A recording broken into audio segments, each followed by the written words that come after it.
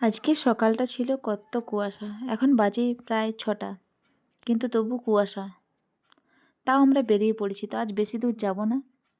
এই খেজুর গাছটা পর্যন্ত যাব, তারপরে আমরা বাড়ি ফিরে যাব। তো এদিকে একটা ছবি তুলে নিয়েছি, আর দেখো কত বক চলে এসছে, ধানগুলোকে খাচ্ছে। ধানগুলো কাটা হয়ে গেছে, ধান খেতে চলে এসছে।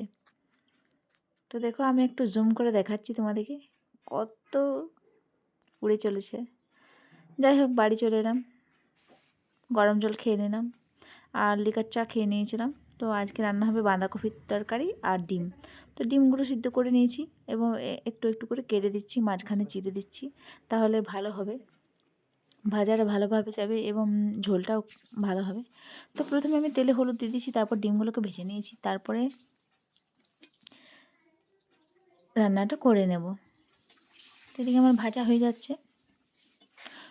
তো তোমাদের যদি ভিডিওটা ভালো লাগে তাহলে প্লিজ লাইক সাবস্ক্রাইব করো। এদিকে আমার ডিম কষা হয়ে গেছে, সো ওটা